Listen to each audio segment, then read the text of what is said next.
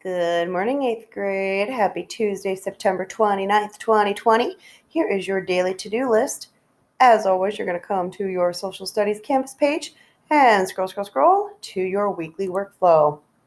You will notice today that it is a lot fuller than it was yesterday. And I'm going to go through a couple of things because I want you to be ready, because on Thursday you have a quiz coming up. Now, I will not post the quiz until Thursday because I want you to take today and tomorrow and really work on studying and reviewing for this quiz. So remember to pay attention to your red due dates at the top so that you know when these assignments are due. Best to do them the day you get them so you do not forget. First and foremost, you have your CNN 10 warm-up. Tuesday is 2 questions. And your second piece will be your additional study guide notes. If you recall from last year, the way study guide works is I give you notes at the very beginning of the lesson as an introduction and at the end of the lesson as a closing. These are your closing notes. They are going to be a little bit different than they have been in the past because we are in a virtual environment at the moment. But if you click this link, it should take you to a Google Doc with your additional study guide notes. At the top here in red, I have the directions that I need you to follow. Okay. Typically before it's been black is copy, red is answer, or vice versa. I cannot remember what it used to be, but these are all going to be the same for every single question.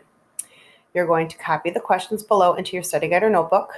You are going to review the material from modules or previous week, searching for the answers, and then you're going to write the answers to your questions in your study guide or notebook. So copy the questions in blue,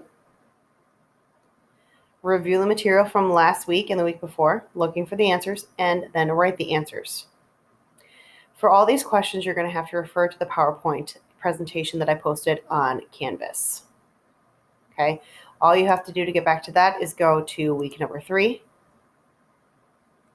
and it should be right here, PowerPoint, and the videos are posted on Tuesday and Thursday for your review. But refer to the PowerPoint on Canvas.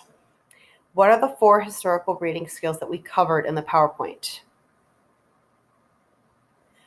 What are the 2 purposes of historical reading skills? This is towards the beginning of the PowerPoint, just FYI. What are the questions historians should ask when doing each of these 4 things? If you recall from your PowerPoint,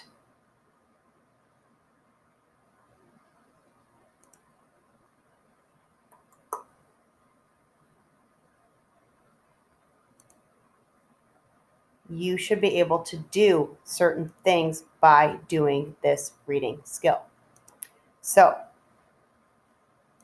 you should be able to do things, and you should have questions that you need to ask.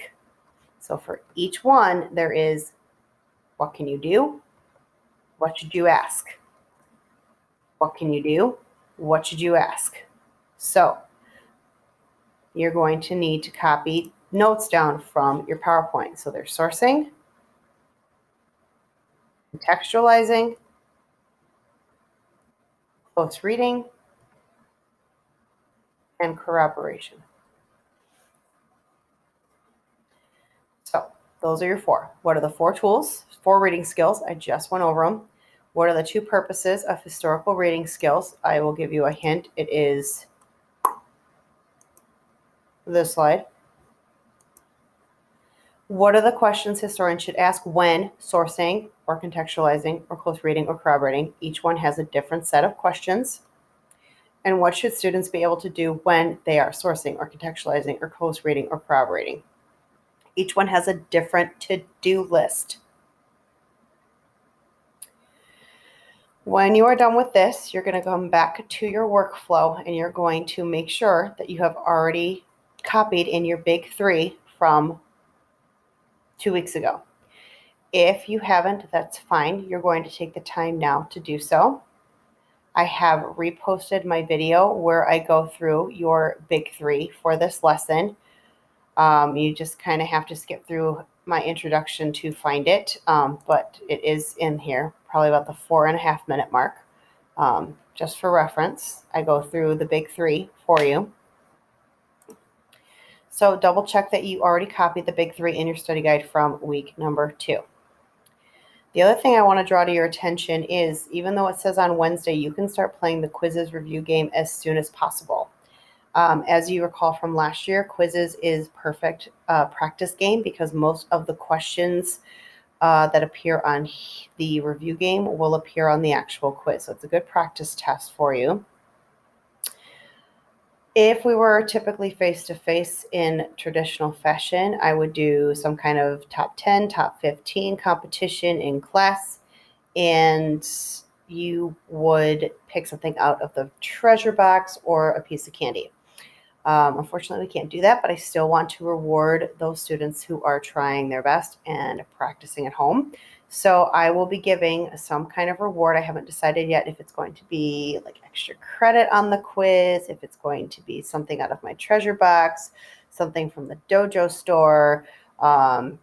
Definitely is up in the air, and I will let you know what is decided upon. But I will be giving rewards for the most games played. So whatever student plays the most games, because remember, you can play this as many times as you want. It has to be a full game. It cannot be you start it and end it halfway through. It is full games.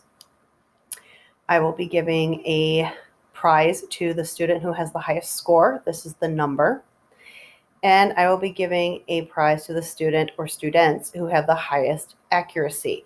Highest accuracy you can get is 100%, and I know this happens quite often as students try to get that perfect score. So this one will have multiple winners.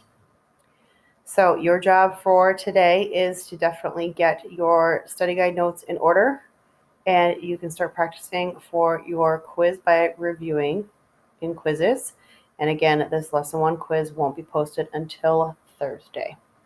If you have any questions, let me know. Otherwise, we will be playing a review game on Wednesday that is not quizzes during our live class, and there might be a special guest visitor during that class time. Until then, start getting your stuff done. Bye-bye.